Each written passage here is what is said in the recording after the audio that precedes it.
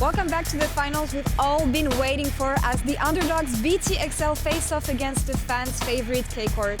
And tonight, we get to watch the next EU superstars in action in an epic showdown for the EU Masters title and the right to call yourself the best region in Europe. I'm Laure, joined by Goldberg and Kajol. Hello there. Yeah, it's my first EU Masters desk. This is super cool, alongside Goldberg and yourself hosting. That's awesome. That's awesome. And I guess I feel we're going to have some rivalry on the desk. Oh, yeah. I'm going to be a bit of a BTXL biased, and I'm sure you're going to be a little bit Corp biased. I'm going to be the realist. You guys can have your bias, and I'll bring the actual analysis then. Okay, fair enough. I like that. We'll see about that, because yesterday we kicked off the weekend with the best possible way as BTXL and Corp came out on top in two thrilling series, back-to-back 3 games. And for BTXL, it was a close fight from start to finish. Yeah, that was the thing. Like, it was kind of 2 different playstyles going up against each other. You had BTXL, who is all about their carries in the backside of the map. They also came in with their cheeky mouse picks to shut down leader, but obviously we know what kind of style Mouse likes to play. It's that dog pile composition that needs to go in and attack your backline. And BTXL, they were struggling heavily with dealing with that, to the point where in Game 3 they had to opt in for a new adaptation. They put Deadly on Ezreal, Markoon onto Nidalee, and they tried to make that work for them, and they did. Yeah, definitely. I really like the adaptation, especially Game 2. I mean, the cool thing about that series in general for BTXL is Game 2, they were winning. I think they were like 8,000 gold up, and they actually threw the game to make it go to 3 games. But I think the interesting thing coming into this finals to me is both series in the semifinals looked very close. Yeah, so it's almost like any team could win. Yeah, I was about to say, the second series also was very surprising. Corp versus UCAM. And we had an insane Game 3, Kajol. Yeah, it was ridiculous. I mean, there was champions like Kai'Sa and Olaf on one side against the Jinx, so I thought one team would just get outscaled. But the team fights, they just never stopped. And that's the thing, it was just a setup for it every goddamn time. It was about the map rotation, about who was first in the play, and you could clearly tell from the players, like, they were at their limit as well and doing everything they could to possibly take it over. There were small mistakes here and there, but all in all, to sum up that series, it was about the team fighting when we got to it. It was about these small individual outplays, as you see on your screen right now. And Saken, what hero he was on Rise in the end to just solidify that performance for Corp. Definitely. Stand-up performance for me on that Rise. Yeah, amazing performance from Saken, from Corp, and also UCAM played well here. Definitely. Yeah, super well for the Spanish first seed here. But looking back at the playoff as a whole, this has felt as a super entertaining EU Masters, maybe the most entertaining, you would say? I mean, I'd actually say that throughout, like, when we take a look into the quarters, when you took a look through the semifinals, yes, groups could always be a bit stale, but that's groups in the end. But towards this playoffs, it's been entertainment every goddamn game we've had. Oh yeah, definitely. And both of our finalists, they had 3 game bangers in the quarters and the semis, which was the most interesting thing to me, just going back to in the sense where it's like you've got 2 teams. No, neither of these teams are whitewashing the whole playoffs. Yes, Karmine and Corp did 6-0 in groups, but in the playoffs itself, it looks like both these teams are pretty much evenly matched coming to the finals, which is something to be really excited for. And that's the thing, like, you can actually see all teams are being pushed here. As you said yourself, there's like no runovers at all. Every team is coming in, they've got weakness, they're being exposed, they're adapting to it, and it's absolutely beautiful to watch. Yeah, fantastic, and leading us to today, actually, because after 5 weeks, we finally have 2 teams in the finals as BTXL from the NLC and the LFL powerhouse Corp remain to fight in the hope of becoming the Spring 2021 EU Masters champion. Yeah, and I think Corp coming into almost like the tournament favorites, right? You know, you had UCAM on one side who were undefeated and looked like quite a tough task for Corp to actually win in that quarterfinals, but they managed to do it, and they're carrying such a passionate fan base behind them, especially you, part of the French scene and stuff like this. You saw them on Twitter. I did saw on Twitter a little bit, but it's like the LFL Spring Kings, you know, 2019, 2020, now coming into 2021, they look so dominant. And it's the thing that you have the huge fan base behind him, but they also have the players to actually back it up. It's insane where these guys have come from. Rookies coming in from Adam in the top lane, leftovers at almost save with Cinkrof struggling to even find a team. And the way this team is meshing together, the playstyle they have, how flexible they are in terms of draft and who they're actually playing for as a carry is insanely scary. Yeah, and when we think about the finals today, we actually saw them face BTXL in the group stage. We know how that went. Definitely, for Corp. It was a 2-0 Corp, but I think, as Goldberg and me were discussing backstage, it feels like BTXL have grown over these last playoffs, over the whole tournament. They've gotten a lot better, and we attribute that a lot to the top side of the map, right? Yeah, and that's the thing. Like, in the beginning of the groups, you saw they put Orome on tank duty. They wanted to play for deadly. This time around, they actually evolved. They were like, all right, we need to put Orome onto these carries. The Camille's, the Renekton's, all this thing that's worked out for them in the past. And then you have Hatrixx, more of a facilitator instead, where he can actually play for the side lanes instead. And that's lovely. We saw it in the quarterfinals. Deadly was the show in the early game, but as soon as we got to the late game, Orome was online on that Renekton and just completely taking over the game. Yeah, definitely. I think having this strong carry topside, making sure you get a strong jungler from Markoon, basically Hecarim every game, we must say, and Hatrixx playing this more supportive style kind of unlocked BTXL more. We'll leave Deadly on late game insurance and we'll put all our resources into Orome on the top side. When you look at this lineup here, is there any players you would see being transferred into the LEC in a foreseeable future? Oh, it's hard to say, I must say, but you've got players like Deadly and Hatrixx who are almost on the cusp of the LEC over the last few years. I mean, I've been hearing talks myself as a pro player of these names being put into LEC teams as players to consider for the LEC split. So definitely showing up here in the EU Masters finals. Markoon and Advienne obviously being rookies coming into this playoffs. And that's the thing, right? Markoon's only 18 years old. Like, if it's not now, like, you still got a lot of room to grow in to fit perfectly in that role. And as an 18-year-old sitting at a European Masters finals, that's amazing. Yeah, definitely. And I think just looking at these teams, I'm more interested to see the top matchup especially. Top jungle, I want to see what kind of picks come out. Top jungle. Let's look at the draft, actually. Good transition here, Kajol. And let's focus on BTXL first. We know we're going to have some common picks here. The Jinx is one of them. Definitely. The Renekton is one of them. But yeah, what can we expect from BTXL's drafts here? Yeah, I think BTXL have a lot of fundamental champions that I like. I like the Camille, the Renekton mingle, we're talking about it there. The top side strengths for Orome to get him rolling. Kai'Sa Jinx, the most meta AD carries. And for me, Hecarim from Markoon, the 18-year-old prodigy jungler we've got here in the finals. Almost like a one-trick at this point. Yeah, and it's just the fact that we've come to know them for in this quarterfinal, semi-final stage we saw them in. It's what's working out for them. These are the two scariest AD carry you can put on anyone, and it's going to be contested picks as well towards this series. Yeah, and just like Law said, and you said contested picks, right? You've got Renekton, contested pick, Jinx, contested pick, and Corp. They play things very similar. The Jinx is a scaling pick, the Renekton almost like a staple champion for both these teams. And then you've got Darius for Adam, one of his stable champions, Rise for Saken. We saw it in the video footage earlier on the day, and then Leona as well. These kind of key picks that Corp want to prioritize in the draft. And that's the thing, like, they want to prioritize these specific champions because a champion like Leona for Targamas, that leaves open engage for a bot lane if you want to 2v2 it, but it also leaves room open for him to actually engage roams on the map and be there for his team to facilitate Saken to get pressure or priority, get that in for Cinkrof so he can counter jungle, or just go for an all-out dive on the top side of the map. We've seen them pull these rotations off so many times, and it's one of the biggest threats this team is bringing into this matchup as well. Definitely. Talking about the top lane, though, we saw Orome ramping up throughout the whole tournament, and then Adam just being Adam, basically having free pass on Renekton, just playing the champion throughout the whole tournament. What can we expect when it comes to the top lane, especially Orome? Because, as I said, he was ramping up throughout the whole tournament, and yeah, he made his redemption per se. Yeah, definitely. Redemption is a key word here for Orome. I mean, if you look at this player over the last year on Mad Lions, beating G2 in spring in a best of 5, being a staple for his team in Mad Lions last year alongside Shadow, the two people who actually got replaced coming into this year. And you could see on Twitter, on social media, Orome was kind of down on himself. He was very self-critical, slightly went into a lot of anxiety issues and stuff like this, but now he's bouncing back, and that's what I love to see from this player. Yeah, that's the thing. Like, I've had the pleasure of watching him play throughout the NLC towards this year and have heard his opinions and how he feels in these interviews as well. And you could tell, like, he was down in the beginning, but he also had an interview where he was like, he felt like the passion was reignited. The fact that he got to take a step down, build himself up together with BTXL, who's been an amazing organization, but all the teammates for him has really put him back on track. And I mean, what better way to show it than showing up in a final as well? Yeah, and in the final, on the opposite side of the rift, you've got Adam, right? This young player, 19 years old, and I will say from my personal experience in solo queue, I played with and against Adam on his Darius when he was 16, 3 or 4 years ago, running me down on a Darius. But now it's just crazy to see almost like a one-trick Darius player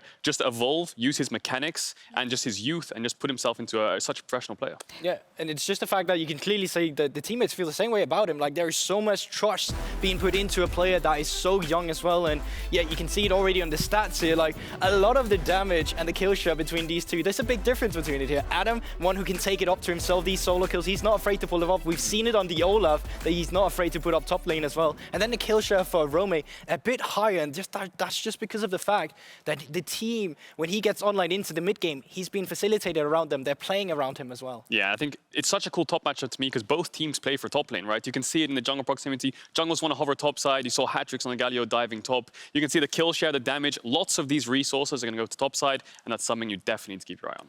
What about the farmers on the bottom? The farmers. Yeah, the farmers. xMatty, Deadly, they have history, right? Oh, they have a lot of history. I mean, I've been following these players for a long time because I'm a fellow United Kingdom English player alongside these two. And you had Deadly, who obviously went over to the LVP on Giants, and Matty, who's kind of been in the French scene on Gen side and now Corp. And they've also been playing in the NLC as well. So both these players have history against each other, and they play against each other a lot of times. Yeah, that's the thing. Like, they're facing off each other back in 2019 European Masters towards where Deadly knocked him out in a semi-finals. They got to play UKLC against each other. They got to play the playoffs where Matty was able to take it back. Like, there is so much story between these two AD carries. And I think after all these European Masters and the group stages and this URLs they've been playing it together, Deadly is leading 8-7 in matches won between them. So Matty has got a chance today to not only take home the trophy of the European Masters, but actually to finally beat out Deadly in this rivalry between them. Yeah, definitely. And the thing is, both these these players share so much in common, right? They're the same age, they're from the same place, and they play almost the same champions. So if you look at the thing behind me, CS differential, almost the same. Jungle proximity is close, gold is close, but damage slightly in Deadly's favor. But I think these two players are going to be like the late game insurance for both these teams. There's so many stacked players across the lineup.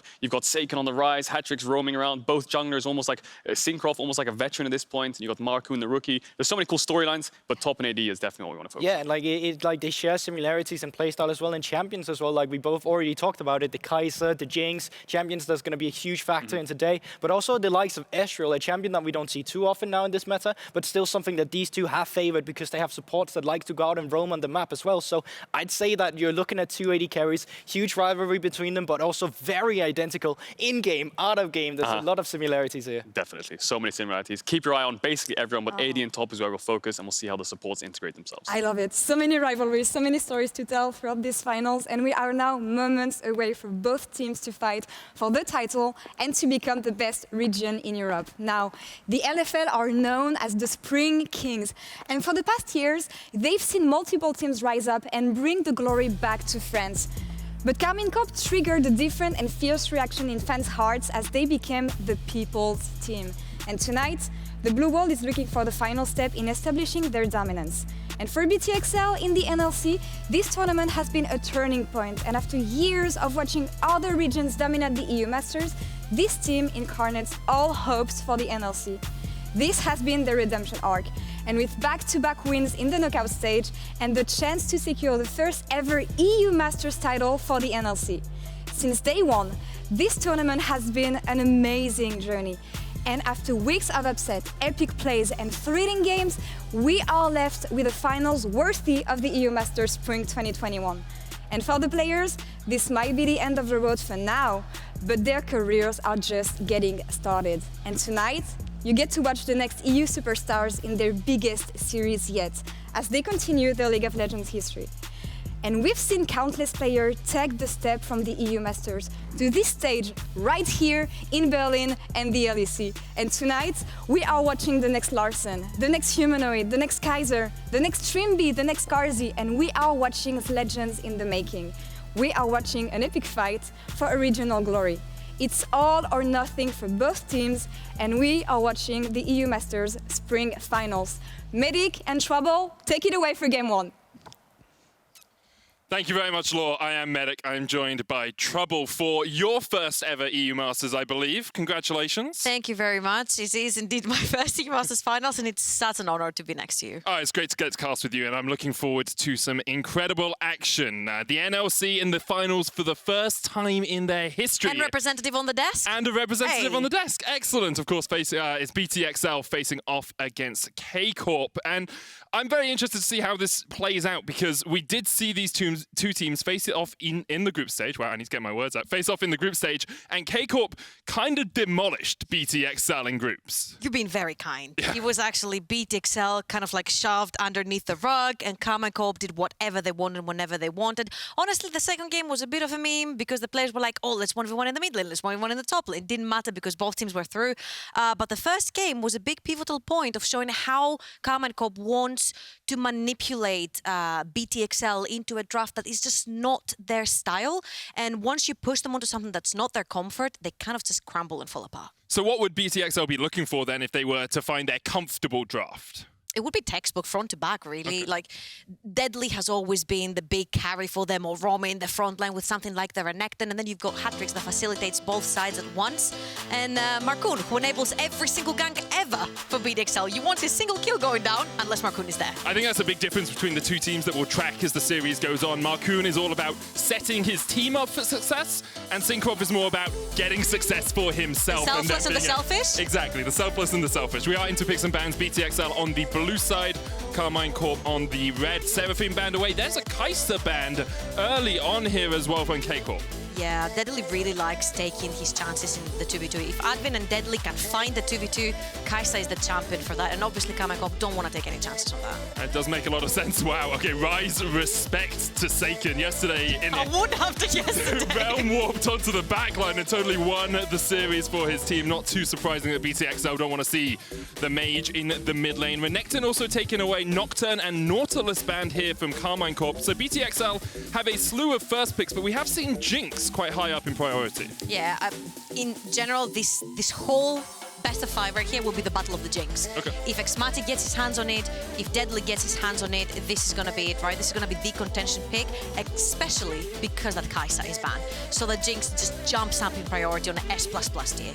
Yeah, the two UK AD carries battling it out in the bottom lane, and there is the Jinx, as you say, trouble. Karmine Corp now probably going to answer with a jungler. We always see these junglers early on in the draft, and Markoon is known for his Hecarim. That's taken away from him straight away. Honestly, seeing the Tristana being open, I would have expected BTXL to go for the Hecarim. This is something that Markoon is so comfortable on, and they know exactly how to play their game when they have the Hecarim in. So I'm very surprised they're putting all of their chips into the Deadly basket. I mean, Markoon has 9 games on Hecarim and 1 on any other champion. He's an OTP. He's a Hecarim one-trick pony, literally, but it has been taken away from him. Cinkrof will be piloting that in this game. TahmKench, the next pick, alongside Udyr for Markoon. Honestly, it fits Advienne. We keep talking about his Rel, his Leona, his Nautilus, but this is a support that doesn't typically roam. He's literally Deadly's bodyguard. So I feel like the TahmKench really fits the composition right here, especially when you see what Karmine Corp are doing on the other side. Hecarim diving in, there's a lot of Thresh hooks, and we're going to have the battle of the ADCs right here. We're waiting for that, right? The UK ADC battle. Exactly. We talked about the priority for Jinx. Well, it seems like both AD carries want to hyperscale as the game goes on. Jinx into Aphelios, of course. Aphelios, Thresh, both of them make up for the other's weaknesses. It's a very well-known bot lane, and TahmKench pretty good at keeping Jinx safe in that lane. Now we'll move down to the second phase of picks and bans with Akali and Hatrixx being removed. Yeah, you really want some sort of backline access for BTXL, so Hatrixx's Akali has been extremely dangerous. Something possibly even like the Sylas that can go in, still the Hecarim ultimate reach the Aphelios, so you take any possibility of the Aphelios being touched. If he does, Thresh is there, Lantern and out. So BTXL still looking perhaps for a little bit of engaged potential in their composition. K-Corp, of course, have the first pick on this rotation, though. And we have seen them quite often go for their mid laner here. Leave Adam that counter pick in the top lane. Of course, Orome so consistent for BTXL across the course of EU Masters. I wouldn't be surprised if Karmine Corp say, well, we want to be able to shut him down, so we'll save Adam that last pick counter pick. Absolutely. It's going to be all about the top lane. If Orome falls, BTXL lose. If Adam does well, K-Corp can translate into the other side of the map. So okay, they're showing you. They're playing for Adam right here. They're like, cool, give him the TwistedFate, give him everything. I mean, the great thing about TwistedFate, especially in the hands of someone like Saken, is you can go top, you can go bot, you can basically be wherever you need to be in. Whichever lane is winning, you can then snowball that lane out of control. BTXL will lock in the Viktor for themselves in the mid lane. Of course, Viktor, such a common pick in mid lane these days. Yeah, absolutely. And what BTXL are doing right now reminds me of the comp that Karmine Corp had yesterday, the protect the Jinx. I'm still looking for that one tool where you're like, okay, you're kiting. Where's your go button? Yeah. Like, is Orome going to give the go button here? I'm just waiting to see. I mean, you said they love front to back. You see a front to back composition here. It's just where is the engage? And there it is. Ornn locked in. Does give you strong engage. Gives you a strong front line, but it really means all of the eggs are in that deadly basket. It also gives me bad flashbacks here, man. That's true. Because that was literally the composition. If you swap out TahmKench for Thresh, this is the exact composition that Karmine Corp forced BTXL into, and they lost their first game these two teams ever met. Yep. So what BTXL is obviously announcing here is that It was all in the execution. It wasn't the comp. We can run it back. And K-Corp are running it back, bringing the Darius and bringing the side lane dives. Adam on his signature Darius pick. This has been banned against K-Corp in 40% of their games here in EU Masters, and that's Darius, guys. No one plays Darius, but Adam does, and Adam knows how to pop off on it. So I'm looking forward to that top lane matchup. Orome on the Ornn, not too exciting, but Adam on that Darius, it might just pop off. Yeah. Oh, it's looking very K-Corp up in here, Medic. I mean, they've gotten everything they want. They've got xMatty on a carry. They've got Saken on something that can facilitate and help the side lane. They've got Adam on his signature execute pick. This guy came from being the Darius 40p in Twitch rivals to being like possibly a new top lane in the early scene next lane. I don't know. Who knows? Talked about. Who knows? Like, and possibly an EU Masters finalist. Of course, we are in a best of 5 today. Both these teams fighting to claim the title. If BTXL manage to do it, it will be the first time in history that a team from the NLC has not only made finals, but also won them. And if K-Corp do it, well, they'll be following in a long line of tradition. France is the spring split region. We've seen LDLC win, we've seen Misfits Premier win, and although it says 11 across the sides there, everyone's still level 1. You can trust me on that one, guys. It's a double level 1, 11. Exactly.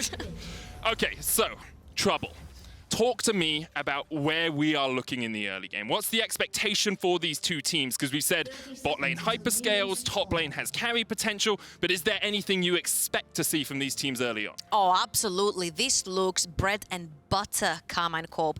We're looking for level 6 onto the TwistedFate, taking him top, and then we know that Targamas loves Adam in the top lane. He's got the Thresh, he's got the potential to pull out the gank, so the second Saken gets level 6, I'm expecting a Thresh roam up top lane, get Adam ahead, transition xMatty into the mid lane, so he's very safe onto that Aphelios, and then boom, you try to get your lead from there. And we've talked about it over and over again. The problem with BTXL is that if Orome falls behind, it falls apart. So if they can transition that from the top lane, destroy Orome, then they can snowball the game again.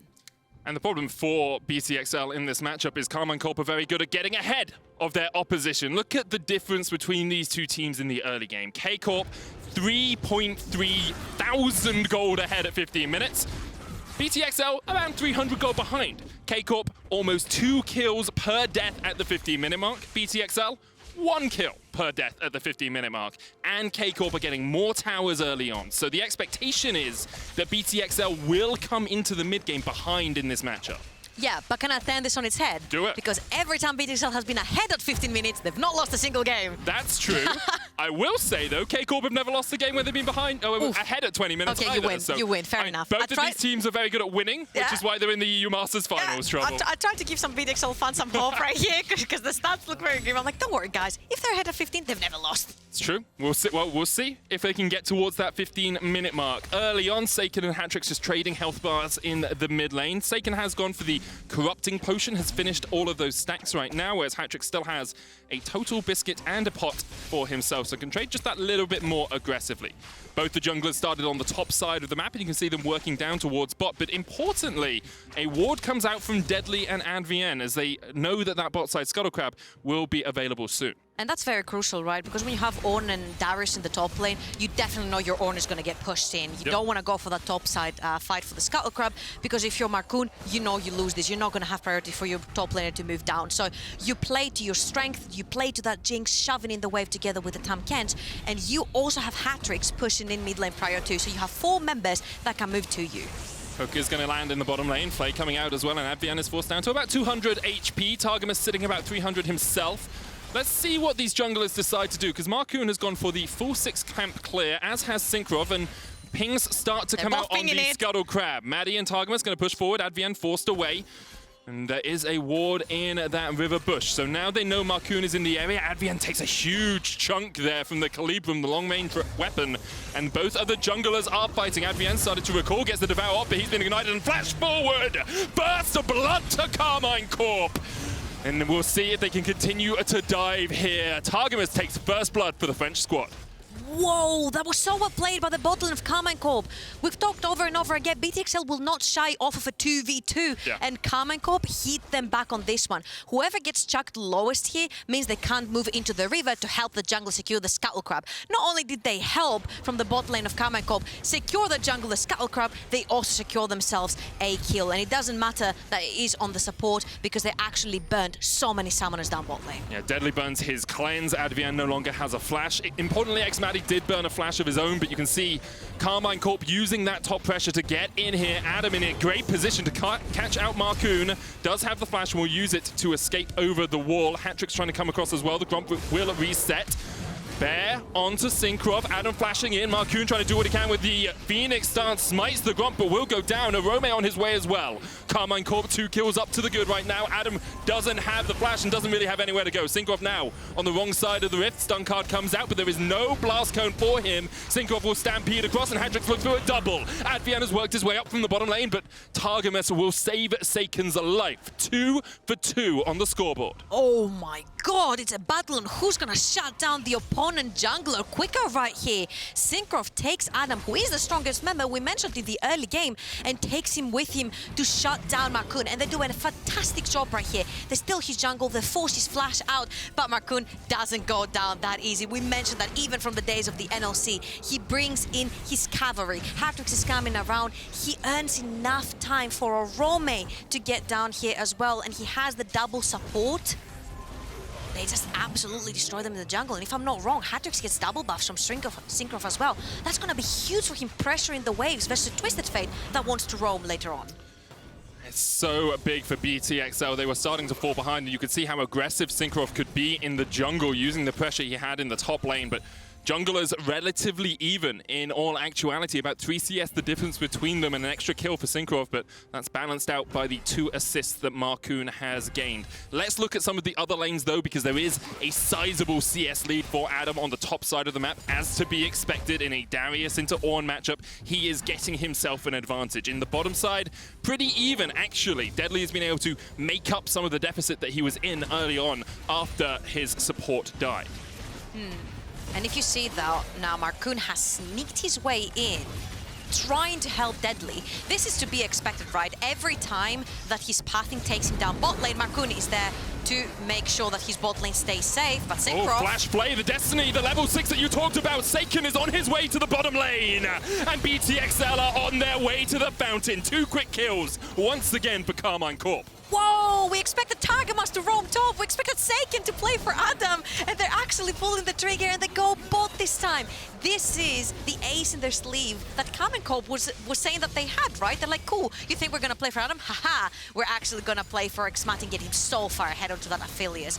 Deadly and Advienne right here are trying to shove in the wave to bait that potential engage. But they haven't accounted for the fact that Hatrixx doesn't have TP to join. And we mentioned that when TwistedFate has ultimate, he's instantly going to look to go to a side lane and try to wreak havoc down there.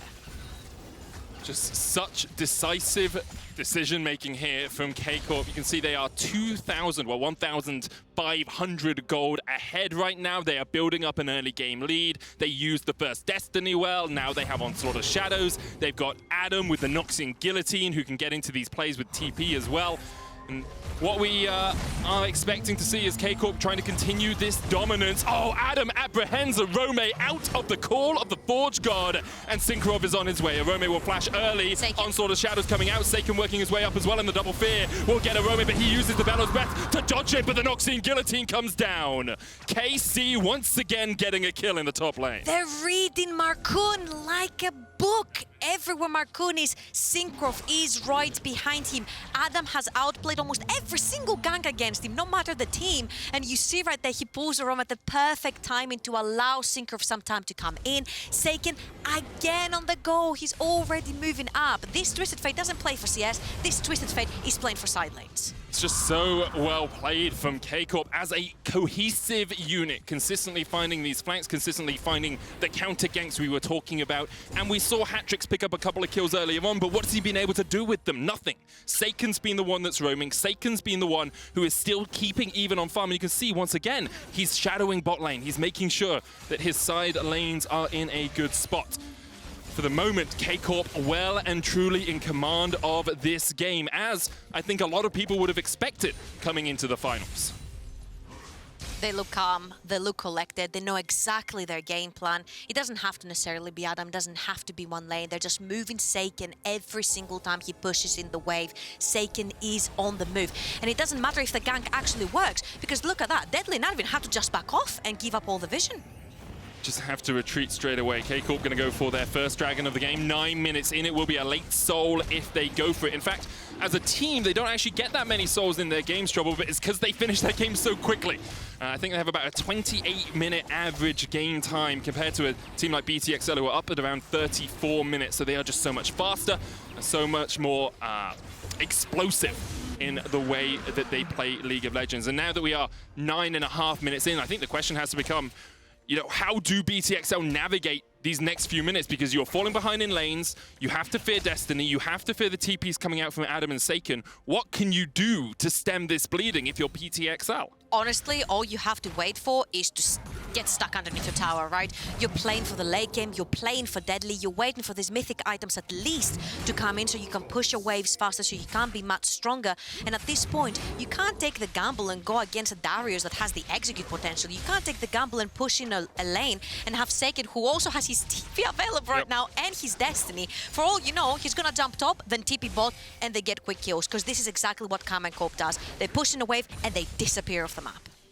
So easy to play around vision. You can see Targamas has actually left bot lane to try and get extra vision up near the Rift Herald, knowing that if Karmine Corp can secure that objective, that's more gold, that's more plates, that's more resources in the inventories of the French representatives. And Advienne is working his way up here as well. He knows that Targamas likes to look for these plays around the mid game, but this ward so well placed will spot him out.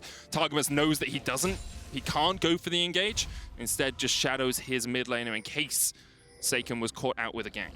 Actually, that was very clever from Advienne right there. They knew that ward had gone down from Adam, and they shadowed Targamas, because like, this guy's not in lane, he's probably mid, he's probably top, he's somewhere on the map. He's definitely not behind his ADC the entire time. But as you can see here, usually we see Karmine Corp give up Herald. They don't really care. As long as they force you in the correct fight, they don't actually care to go for that objective. They ward it though, because now they have the upper hand, they can fight. Orome? God of the Force God coming out. Orome is going to force Adam back. Knocks in Guillotine used as well. Orome is going to tick down, uses the Bellows Breath, but the hemorrhage stacks are just too much. Cinkrof will walk away underneath the tower. He survives. Hatrixx had TP this entire time, but the Super Mega Death Rocket doesn't connect. BTXL unable to find anything out of that, and it's a 3,000 gold lead for Karmine Corp, 11.5 minutes in. The silos keep bleeding, and the 2-0 onto Hatrixx means nothing right now. He's not doing anything with it. He's not transitioning. He's not helping any side lanes that are bleeding right now with his teleport. And as you can see, the TwistedFate, yes, he doesn't care to farm. Yes, he's been on 2 out of 4 kills, but he's created so much pressure. Saken, the second he leaves lane, everyone has to respect that. Everyone has to fall back, because he will instantly pull the trigger. And honestly, we mentioned how if you put Markoon on something that he's not comfortable with, it's not going to have the same impact. Cinkrof yoinked the Hecarim from the OTP, and he's making a damn well case of him playing it better here. It's definitely a decision in draft you have to look back on, because it was the Jinx priority, and we said Jinx is very important for both these AD carries, especially if Kai'Sa is banned away, but is taking the Jinx worth losing the Hecarim? And so far this game, the answer is no. However, BTXL do still have scaling. They still have a strong late game front-to-back teamfight that is their bread and butter. It's just whether or not they'll be able to get to that late game. They've just lost the Rift Herald. They've lost 3 plates in the top lane, 1 in bot, 1 in mid, and they are bleeding gold right now. Yeah, and K-Corp are going to complete their mythic items much sooner, which means that the next dragon will have no contestation as well. 2 down, 2 more to go. They can pull in BTXL to fight whenever they want. They're holding them in their hands. Herald fights, they can pull in BTXL to try and contest. But they can, because they're going to have their items first. And even if they don't, they are stronger individually in the early game, specifically because of the Darius. And specifically because BTXL doesn't have a go button outside of Orome, but Orome has got Bootyard Sale in his inventory. He can't really stand in the front line. He will get melted. It's a little bit of a car boot, as you say. Like, oh, I'll take some fire. I'll take a spiky vest. This little kid shield looks good, yeah. Cloth armor. What would cloth armor actually do? Well, we'll see right now as Adam jumps onto Orome once again. Orome's going to try and slow him up a little bit, but Adam just decimates him with that Q, forces him away. Rift Herald was used in the mid lane. Onslaught of Shadows coming out as well, and Markoon once again separated from his team. The hook from Targamas, finding Hatrixx. Advienne uses the Devour to keep Markoon safe, and the Rift Herald will charge in and get a couple more plates.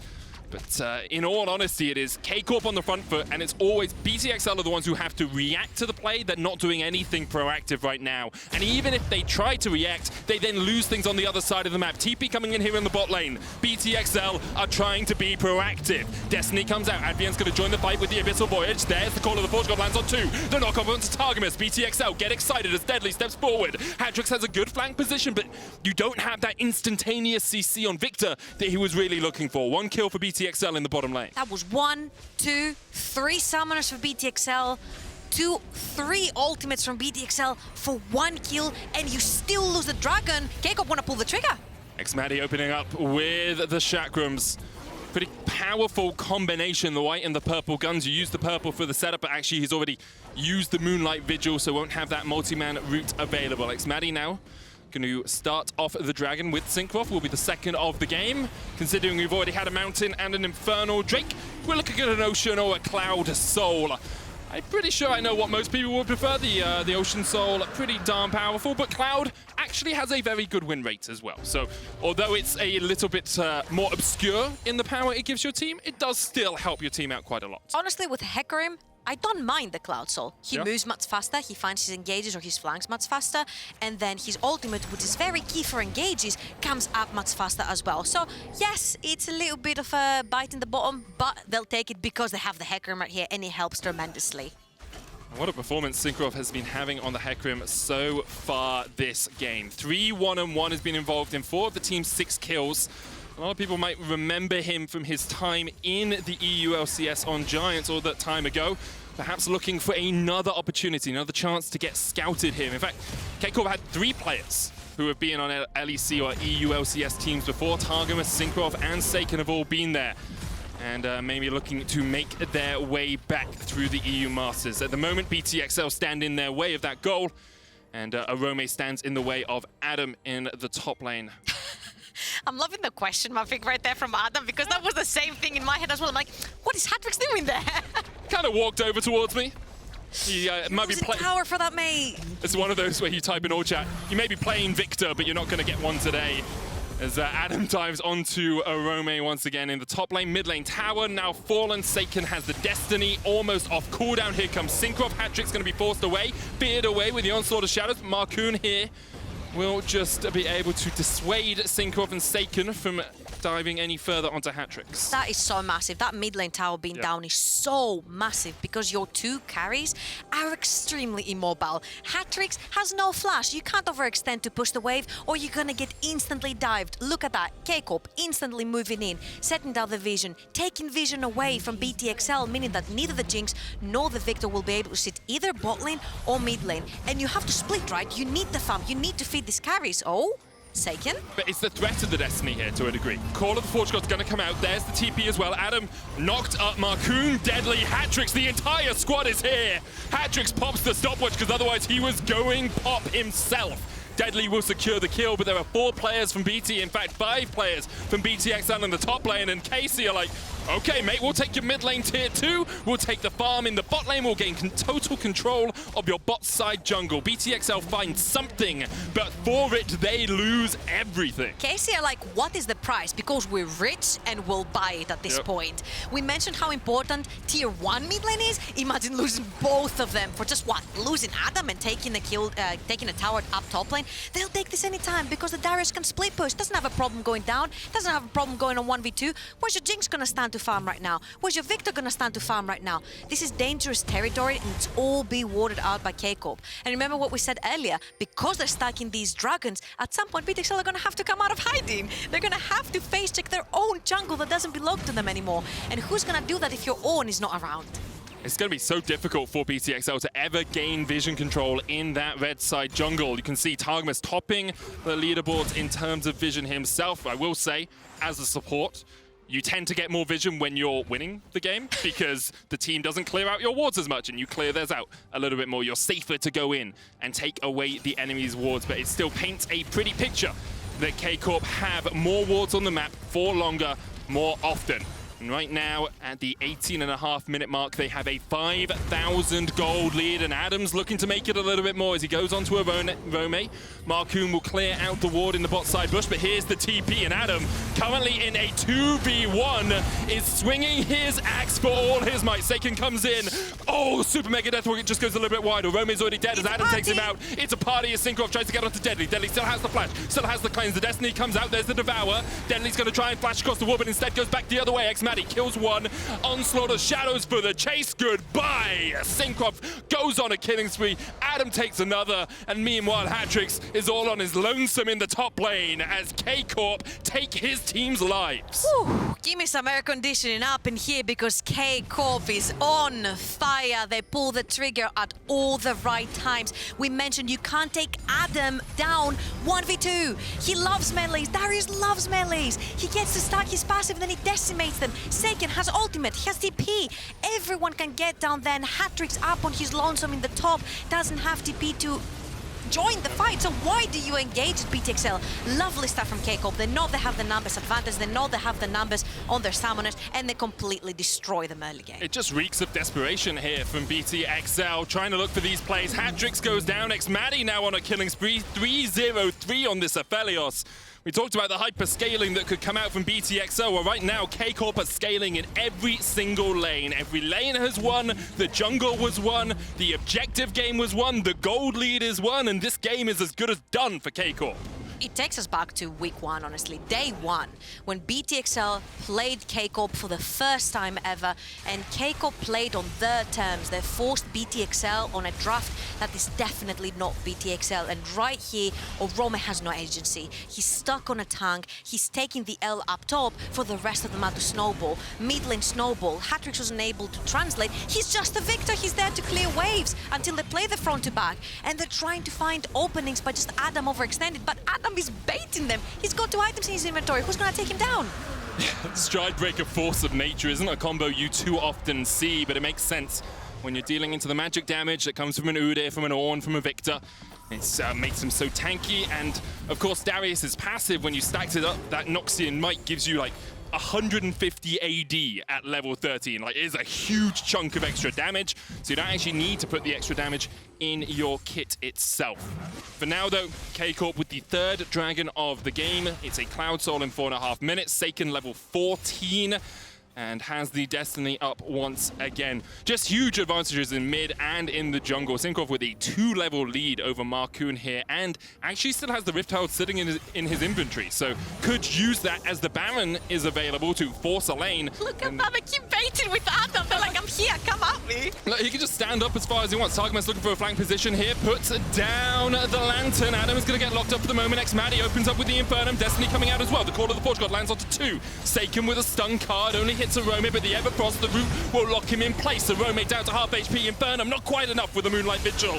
Hatrixx stepping forward. Targamas down to about 50% of his health as well, and Saken is a little bit further pushed forward than the rest of KC. It was a bit of a messy fight, we'll say, but KC were able to force BTXL back and can gain control of the river once more. The purpose of this BTXL draft is that they sit in the lane and they keep backing, they keep backing, they keep backing. Can you back from that one? Hook onto Markoon. Targamas going in. Adam's low as well. This is Mega Death Rocket opens up. Shut down. 1-2. Get excited, Deadly. Perhaps get excited. BTXL is 3. 3 quick kills for the UK representatives. And they have found a tiny slice of hope in this game. Targamas mentioned it yesterday. We get overconfident at times. We tend to make moves that are wrong. We tend to make moves that are overzealous. And K-Corp was not happy that no member of BTXL died, and they wanted more. But you pile up on such a choke point versus a Viktor and a Jinx, you are going to suffer from all that AoE thrown your way. And even though xMatty had the right guns, everyone gets out with a sliver of health. Importantly for Karmine Corp though, like, they are still miles ahead. They're still 6,000 gold ahead. They still have a 2-item AD carry. They still have a Medjay stacking up on Saken with the Rapid Fire Cannon Everfrost combination. He won't be the key damage output for these fights, but you can put out quite a bit of DPS on TwistedFate even with this lower damage build. However, BTXL now have a little breath of life. You've got 2 items finished on Orome. Remember Ornn's Mythics as well. He's gonna buff up all of his team's items. And you can see BTXL just that little bit more aggressive. Targamas oversteps, doesn't have the flash. Deadly here with the rockets will be able to get another kill. He goes on a killing spree. This Jinx is starting to truly come online. Zap goes a little bit wide. Rift Herald was used on the bot side of the map, so that's another tower over to Karmine Corp. And the question is, I was wondering for a second there if BTXL would force the Baron. Instead, they're going to send Orome back. He will have the TP, but now they have all been spotted out with the Scryer's Bloom. The Rift Herald still pushing in on that bot wave means that BTXL, if they did start up the Baron, would have been on a bit of a timer. Yeah, and the timer right now that's ticking is the 137 in your screen for the next Dragon, because that's going to ring the bell for Soul for K-Corp. And right now, the way this is going for BTXL, this is great. They need to pick up a lane that has a lot of room behind them. What their composition is good at is running backwards, while Deadly is throwing rockets at everyone. And what K-Corp's composition is good at is picking someone on the side lane. The Darius cannot go for the traditional front to back when everyone is kiting them and keeping him at arm's length. This is why I frowned a little bit when I was like, you see Viktor, you pick Darius into it? How are you gonna go past the gravity field? And Saken, you mentioned it, he's not gonna be the main damage output, he's just there to throw the gold card. That's why you also see Rapid fire cannon. Thank you very much. The rapid fire cannon. If you can catch Deadly off guard, maybe you can get him down by sneaking in the back. So when it comes to the 5v5 proper team fights, definitely BTXL have the upper hand. This is their textbook composition, right? But they need to get it at an open space so they can keep running backwards. Okay, so for my smaller than average play-by-play brain here, Trouble. Oh, we'll wait to see if this develops into a fight. We've got 20 seconds left. Who am I looking at in this next team fight? Because there's going to be a fight. It's a Cloud Soul. Where should my eyes focus for BT, for XL, and where should my eyes focus for KC? All right, for BTXL, it's going to have to be Deadly. Okay. If Deadly stays alive right here, he has all the likes. He's got Hatrixx to protect him. He's got Orome to protect him. He's got Advienne to eat him if he has to. If Deadly stays alive in this fight is for BTXL. On the other hand, you need to find the flanks. Darius cannot play the 1v5. You need to sneak in the back together with Saken. And he has the likes to do that, because look at that. Both the TwistedFate and the Hecarim are already figuring out how to flank around a fight. Well, Saken has to Destiny out, though. Of course, the threat of an Abyssal Voyage on top of him, maybe making him a little bit scared that BTXL were out of vision. Cinkrof has a flank position himself, but the eyes are on Deadly and the eyes are on Adam. Those two key carries for this game for either team. The game is a lot closer than it was just a few minutes ago. Still a 6,000 lead for Karmine Corp, and it is their soul to claim. Cinkrof has a really good flank position here, and there's no ward in that bush where Markoon currently stands. However, he's trying to force the Hecarim away. Saken off towards the top side of the fight is on vision as well. Dragon resets, 3,000 HP on it. Hatrixx step forward, Saken landed the stun. Dragon down to about 2,000 HP. It's going to be a smite fight, and it's secured by Markoon. Cinkrof, though, diving in. The Onslaught of Shadow is going to do a huge amount of work, but Deadly is still alive. We said watch Deadly. One kill already to Karmine Corp. It's Advienne who's fallen. Maddie down to about 300 HP. Targamas has to flash the wall. Deadly survived. And K-Corp, although they get the kill, I think you could say they lost that fight. Breath for BTXL. They take the Dragon, Markoon sneaks in, and even though he has managed to reach up to Cinkrof's level, it's still a 50-50. He manages to steal that. Deadly stays alive. Advienne gives up his health, his HP, and he dies, but this is so worth it because you stop the soul very crucially. And again, I'm gonna give props to Hatrixx right here because he kept Saken out of the fight the entire time. We mentioned that if the gold card lands onto Deadly, Deadly is done for, and Saken had been shoved onto the side all the time by Hatrixx. And you see that when they saw Deadly and Hatrixx move forward, everyone just had to flash away. It becomes very difficult for K-Corp to actually navigate these fights. They do still have a sizable gold lead, but that shrinks as the game goes on, especially when you look at both these AD carries. They're both on 3 items now. Like, any gold lead that is there is I'll argue it with the ornament. I'll argue it. I'll say Deadly's ahead. Yeah, Deadly's ahead with 3.5 items. You could definitely say that. And, of course, xMatty, much more situational on how much damage you can put out in a fight because you are reliant on having Crescendum Calibum, Crescendum Severum, like good guns to actually navigate these team fights. Honestly, if I was xMatty, I would want my sniper here. Yeah. You definitely cannot reach the backline, and you need to play them on arm's length, and specifically on the next fight, because you're not going to have your flash available. It's going to be so crucial to have your long-range gun to stay as far away as you can from them. Definitely makes sense. We'll see what guns xMatty is able to rotate through when the next fight begins. Of course, Baron, the key point of contest for both these teams right now. And I will say, if this game had been played last week, I would give the late game to BTXL because they are so much more used to playing the late game. However, I watched Karmine Corp yesterday. I watched that final game versus UCAM.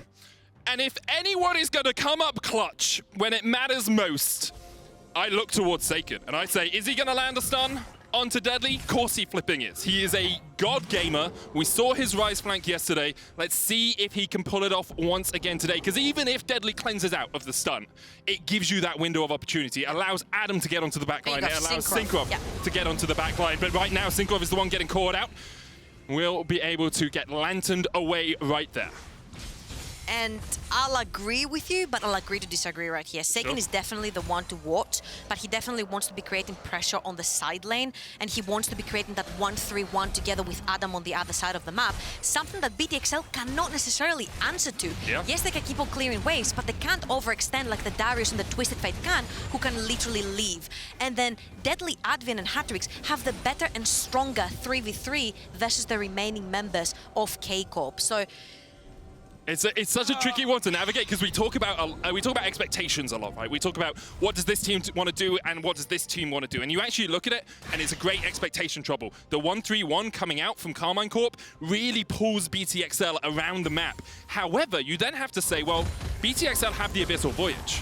So if Karmine Corp ever overstep in a side lane, TahmKench ults in, is now a 3v1 instead of a 1-3-1, and that player from Karmine Corp dies. So it is important that Karmine Corp are able to maintain this 1-3-1 without overstepping themselves. Yeah, and I was just, when you were saying that, I was just looking at Adam down bottom. He has no vision. Yeah. He absolutely knows nothing about where the BTXL members are, and they're doing a great job at actually hiding themselves after they push a wave, forcing Adam behind and not allowing him to push. Now, K-Corp wants to play the Baron game. You see, they've set up beautifully around it with all the vision, and they want to start pulling BTXL to them, because if they're the ones forcing BTXL through a choke point, then the ultimate from Hecarim is going to land. Saken's going to have a much easier time flanking together with Adam, and Adam, very crucially, has his teleport available. So all these wards behind enemy lines are going to be huge for Karmine Corp.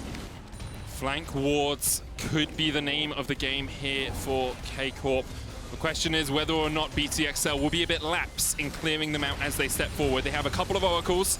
Advienne still has his if they want to go forward for this Baron, but with 30 seconds on the Drake, what K-Corp can do is say, well, you can have the Drake or you can give us Soul and we'll take the other. Right? We'll either take Baron or we'll take Soul. It's up to you. BTXL will have to navigate this next couple of minutes of gameplay very, very carefully, otherwise they are going to give an objective over to the LFL representatives. And that's a difference here between K-Corp and BTXL. BTXL want to be together as 5. That's how you see them moving around the map. Saken, though, on a side lane, taking a tower. On the other hand, Adam could be taking the Dragon solo on his own, and they could be pressuring Baron at once. They have so many open fires around the map, and BTXL only have one hose with water, and they don't know which one to extinguish first. So importantly, they're leaving Deadly to try and start the Dragon himself. The rest of BTXL are working their way up here to get towards the Baron. K-Corp see the XL players, and they will back away. Cinkrof and Adam looking for that flank position. The apprehend across the wall, but it's only Orome that he's caught out. Lanta goes down. Destiny popped as well from Saken. He's going to try and take the tower before he has to gate out. He has a huge range on that, of course, so we'll be able to escape and take the inhibitor tower down. K-Corp making BTXL bleed right here. They're making them run around the map like madmen. Again, one hose, multiple fires around the map. You lose a tower for a Dragon, K-Corp are gonna take it. They've got 3. All they need is one misstep from BTXL, and then they'll grab the Soul. And then with the Soul, they're gonna transition into the Baron, push their vision forward. That's what K-Corp do. K-Corp have a very specific game plan. It's not as easy for them to team fight, but that is true K-Corp. The skill check, the 1-3-1, the side lanes, the push, wanting to 1v1 their opponents, and they're playing this to perfection so far. Yes, it seems like BTXL have a chance, right? Every single time the team fight, but look at the gold lead, and it keeps extending. 8,000 now between these two teams, and I think if you go back to that one overstep from K-Corp when we had the mid lane fight and then Deadly gets a couple of kills, like if that doesn't happen, K-Corp have this game wrapped up. Just a small mistake from them that BT were able to jump on, pounce on, get themselves a couple of kills. You can see AD carries basically even in gold. There's a big discrepancy in the mid lane. Saken has about 3,000 more gold than Hatrixx right now. The junglers as well, about a 2,000 gold lead for Cinkrof. But importantly, for BTXL, they are starting to get towards those ornaments, those Ornn upgrades. across all of their mythics. They are starting to get towards, I believe Hatrixx is at 3 items now as well, getting up towards the Rabadon's death cap. Targamas going to face check here. Oracles was used by Advienne, and this will be a cleared out ward. Adam is now the player in the bottom lane. It's a 1-4 split, and K-Corp say, well, we're going to start up the Baron, you're going to come and answer us. Adam will be able to TP in xMatty with the good guns, Calibrum, the Sniper, and Crescendum, the Chakrams, as he lets the Baron reset. Adam has recalled from the bot lane and has his teleport if he's going to join the fight. Let's see if there are any TP flank wards. There aren't. He TPs into the mid lane instead. BTXL still looking for this turret. Adam stride breakers away. xMatty is actually down to about half HP. Markoon will smite Adam. xMatty eats a laser to the behind, and oh, the Super Mega Death Hook, not quite enough. The heal was used as well from xMatty. BTXL now saying, well, that's the summoner down.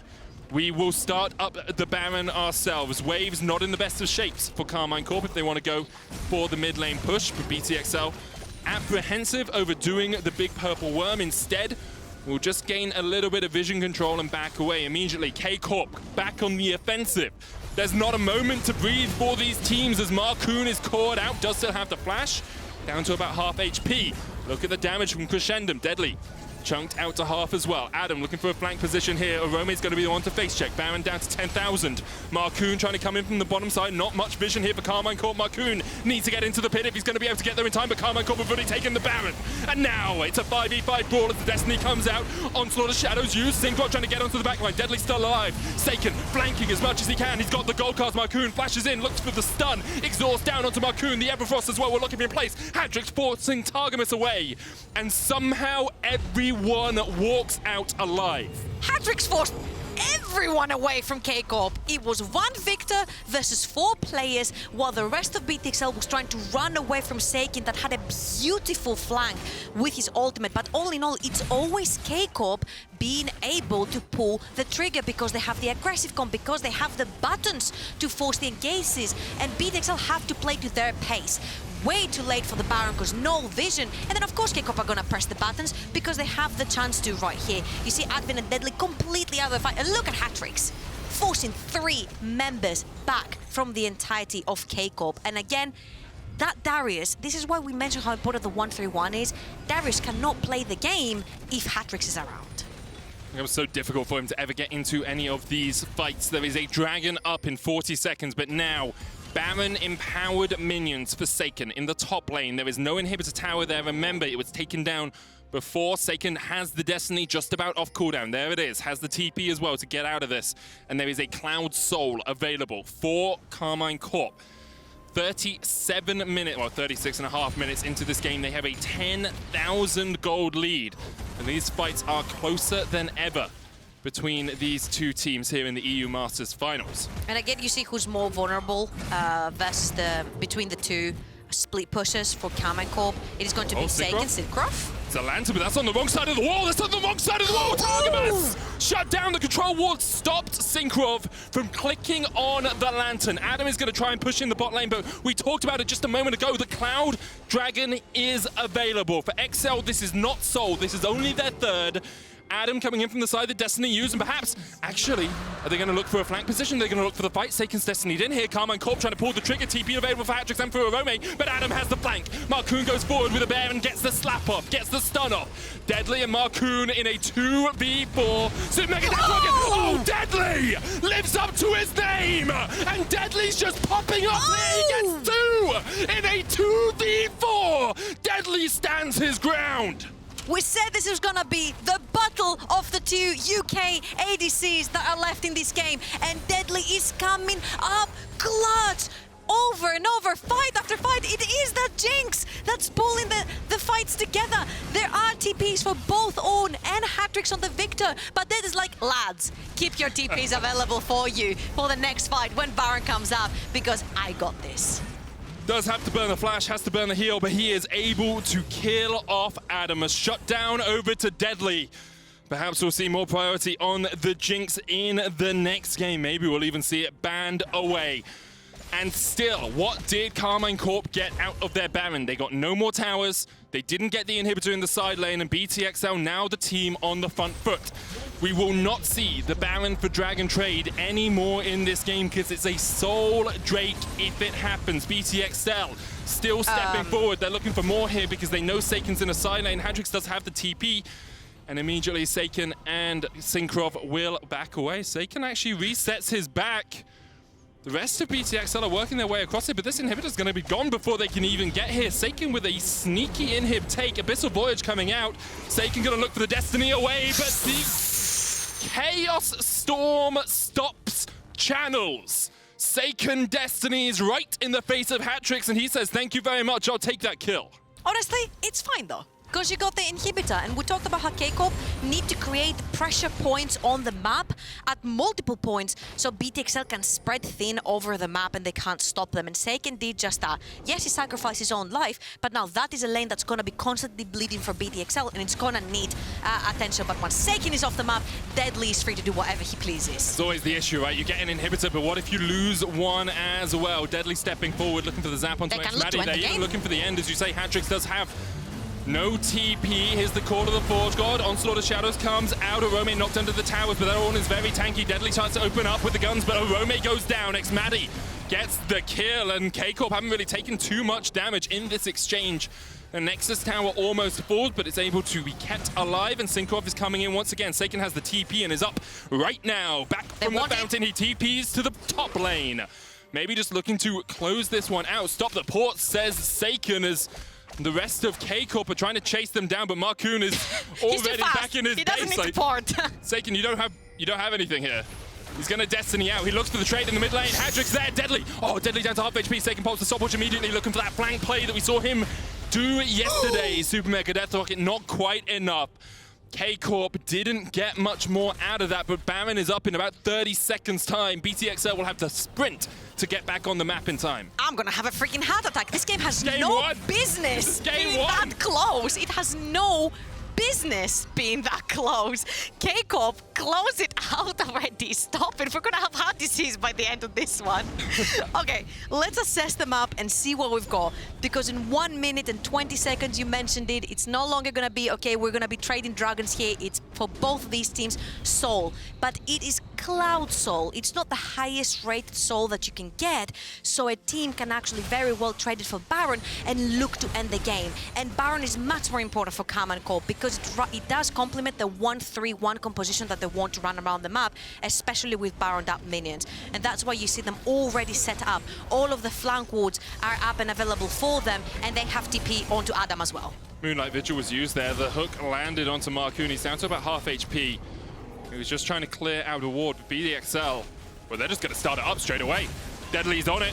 Doesn't have his flashback off cooldown yet. It's about to come off. Targamas looking for the hook, can't quite land it. Moonlight, the stun lands onto Orome. Cinkrof gets in and steals away the Baron! Cinkrof does it for K-Corp, but the chase is on. Call of the Forge coming out. xMatty dead as well. Shut down over to Markoon, and Saken now the next on the menu. Everfrost flash to get away, but Deadly pops his cleanse to try and get the chase on.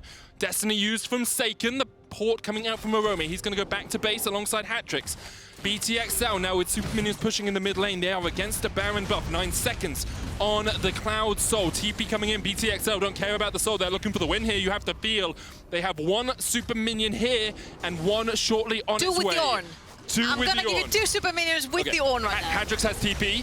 Saken gets the lantern away. Adam catches Markoon, but the Devourer will keep Markoon safe. How long on Cinkrof? 10 seconds. 20 on xMatty. Orome goes in, gets the double knockup, and Deadly is free firing. Nexus Tower 1 down. Targamas Adam almost shortly on the menu. Adam gets back to the fountain, but the second Nexus Tower is going to go down. And BTXL have fought back from a 10k gold deficit to take game 1 of the EU Masters. Did we get some time to breathe now? Apparently. Oh my. I'm not used to it coming straight to no us. business winning this game. No business winning this game. I just won 5 games of that. I'll be honest. Like, K-Corp had such a good early game and really deserved to win that game, but BTXL just fought back with such fervor, with such passion. It's great to see that sort of performance at this level of League of Legends. Honestly, what did we say at the start? They played the exact same composition, minus TahmKench, plus the Thresh that they played on their first game versus Karmine Corp, and they absolutely fumbled the execution. And BTXL say, you know what? We'll run it back because we know we're better at the game, apparently, better at playing the front to back. And did they prove it? And honestly, Battle of the ADCs, deadly. Oh my God. Just give me best of 5 of that. Give me a best of 5 of that. We'll be right back after this break with more EU Masters. Don't you dare go anywhere. Woo!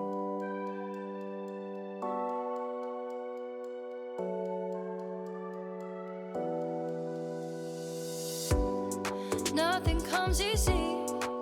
I've learned that the hard way. I've had those bad days. Yeah, I've had those bad days. And they say, never gonna make it that far. You don't even know who you are. You'll never go all the way. Who do you think that you are? But I know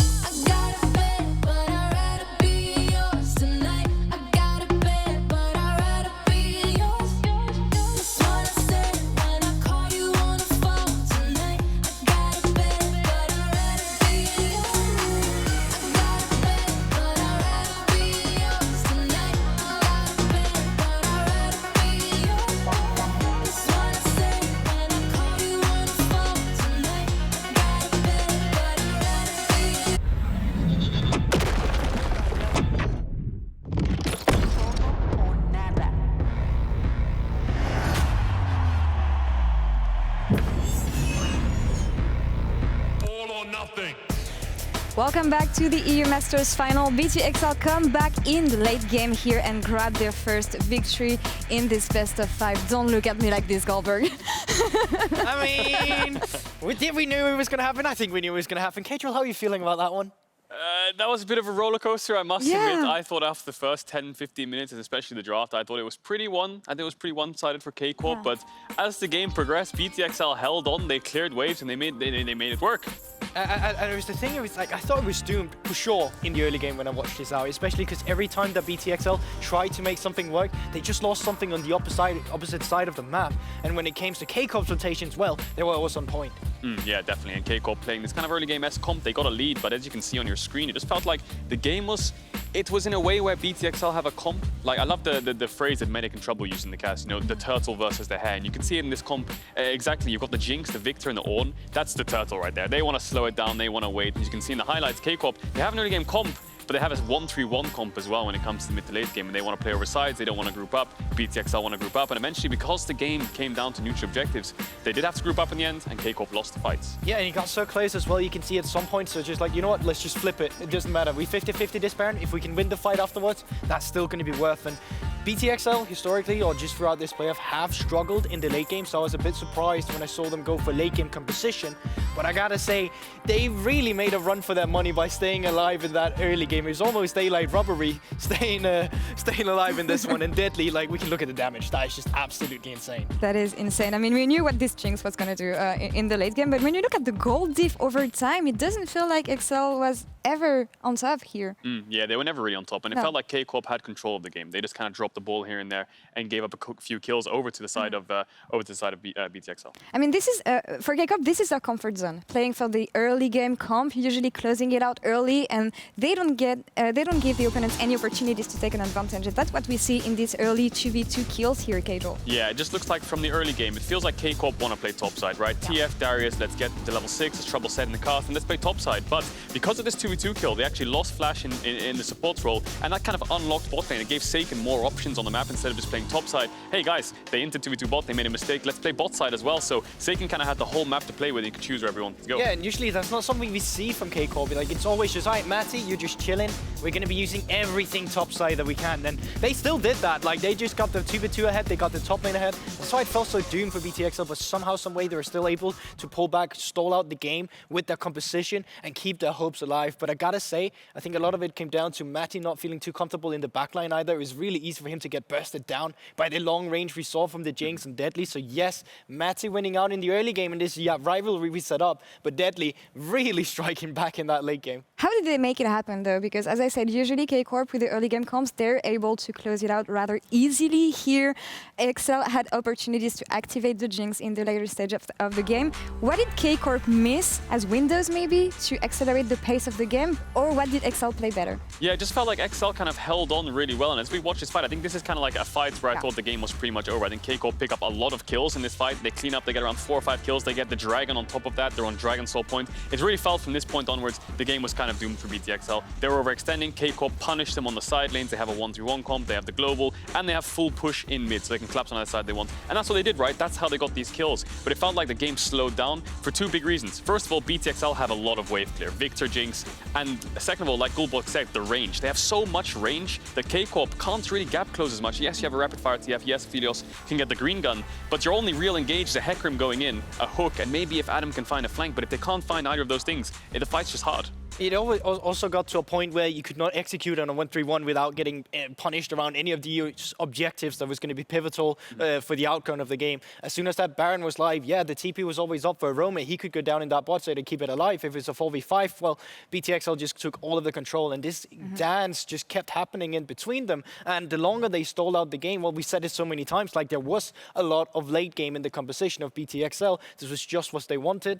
When it got to the point where Deadly had 6 items over everyone else, like, it was just, you're just like, all right, that's just the late game carry Jinx. It does not get better than this. And that's what we said backstage, right? If Viktor and Jinx can get 6 items, we'll win. And you can see the draft behind us. This is what it all comes down to, the draft. And they came from the first pick Jinx, which kind of was surprising to me because Markoon has 9 games of Hecarim on this tournament itself. And the next second most played is 1 game of Udyr. So I was expecting some kind of first pick Hecarim. They go for the Jinx. And you can just see the whole composition of K-Corp is all 1-3-1. Adam gets a Darius last pick into the tank. Everything seems pretty much comfortable. And BTXL don't have anything to play for. Yeah, and I thought this was kind of doomed because this was BTXL as we saw on the first group day against Corp, where they had Orome back on Ornn. We even mentioned it in the pregame. We wanted to see him on carries. It works out in the end here, but I gotta say, I don't like the fashion they were carried out with. I don't think they had enough agency in the early game, and it was a bit of a, not per se a miracle. They did a really good job at slowing the game down. Specifically, Hatrixx was a hero on the Viktor by just clearing out the waves because he got so far ahead in the early game. But I think you played into Corp's hands with this one. Yeah, they need to change things up for game 2. For game 2, and Corp will be red side again.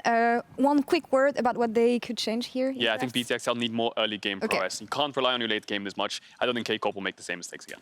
Well, BTXL is for now leading the series. Let's see if Corp can come back in game 2. We'll see you right after this.